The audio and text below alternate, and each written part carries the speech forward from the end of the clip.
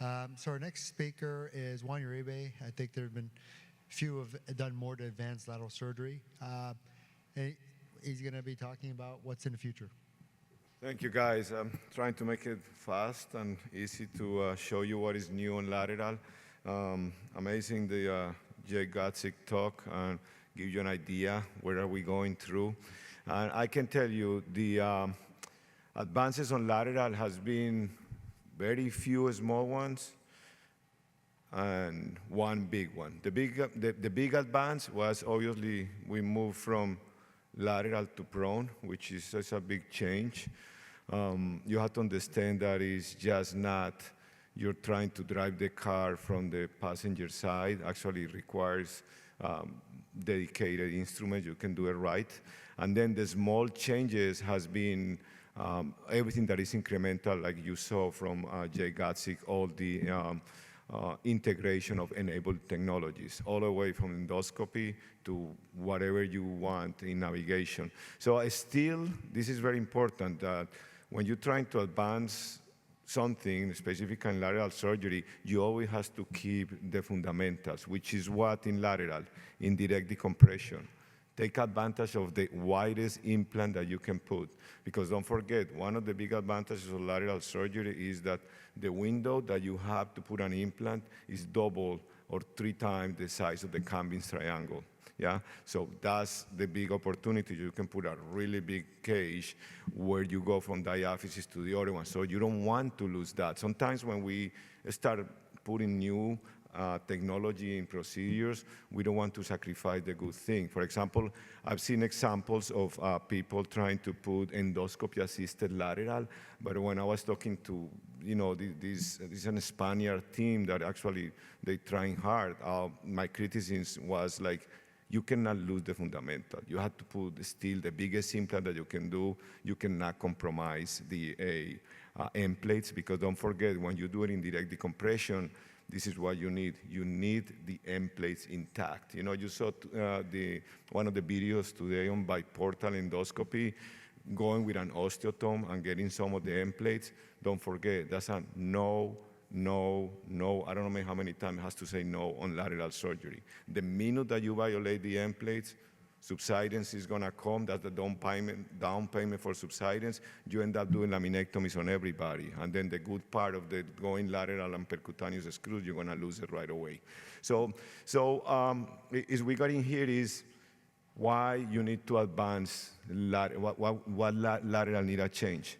So when we started, Dr. Pimenta started lateral position, we try as hard as you can. You saw that we have all the industry helping, as much as publications, validating, everything. And at the end, only 20% is the adoption rate of that. So we said, listen, what else can we do with this, TLIF, everybody does TLIF. We trash TLIF as much as we could. You don't give lordosis, this and that. And still 80% of the fusions in America are TLIFs, So very interesting. So that one is a thing. And then we find out where are the challenges, okay? Femoral nerve injuries, the unfamiliar position. The first surgery that we learn as a spine surgeons is prone position laminectomy. So it's a natural thing, yeah? So lateral always was a problem, yeah?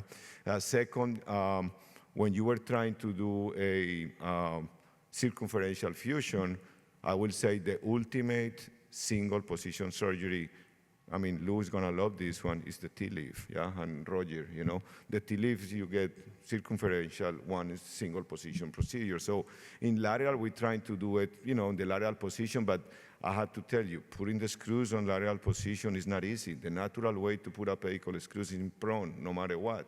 So even if you have the best robots and that, yeah, you can do that, and we have a champion in here and there, but that's not for the masses. So again, but you have to look for this when you have to try to find quality and efficiency so you can drop the cost. So, for example, in here, one of the guys that was in here, it's hard. I don't know what you guys are going to do with endoscopy, but you cannot keep doing TLIFs endoscopic in 2 hours. That doesn't work, Or taking a tumor endoscopy and making, I count the incision, 15 incisions. So you guys need to keep moving that field so you become exactly on that thing. So what is this is the current option in lateral surgery, which is through lateral that, as I told you, was complicated with the screws, and this is what happened. All these things were difficult to do, yeah? So that's what we say, what was next. Next actually was the prone, and this is actually Jay Gatzik put this paper. It's amazing, Jake. Remember I was pushing you when you fellow? This ended up being one of the first papers on prone lateral position. Now your name is still on there, which is interesting. But prone is becoming old now. It's like, 4 or 5 years. What are the advantages? This one is, I love this one. When we were working together, this is Dr. Ohio doing the posterior part, which is a good thing. But this is the catch. If you want to do prone lateral, you need to have a dedicated system for that. I don't care what you use, but make sure that this is a special positioner that you can actually break the table correctly. You move it's not to move the iliac crest down. It's actually to move the T12 rib out so you have a better corridor. Yeah, is make sure that you position the patient good. But this is the opportunities in prone. You get more lordosis, and then also we're integrating better monitoring. Right now, SSCP is becoming a big workhorse for monitoring the femoral nerve injuries, Now, finally, we found that with a good SSCP system, when you monitorize the saphenous nerve, you have to make sure that you have a really good saphenous nerve capturing stimulation. Actually, he can give you a little bit ahead. That nerve is suffering. You have to do something. And that one is helping a lot. That's one of the new things. Also, for example, in prone, 2-blade retractor with no flexibility in the blades is good because you're working deeper. So you don't want when you open the retractor and goes like this because you're working channel. So you need a rigid retractor that works that.